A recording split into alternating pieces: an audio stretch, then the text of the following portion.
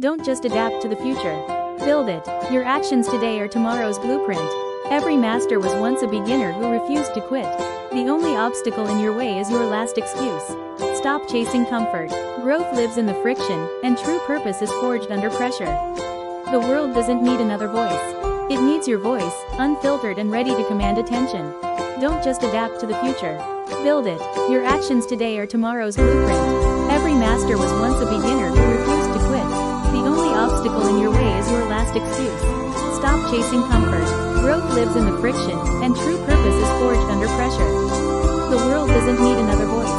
It needs your voice, unfiltered and ready to command attention.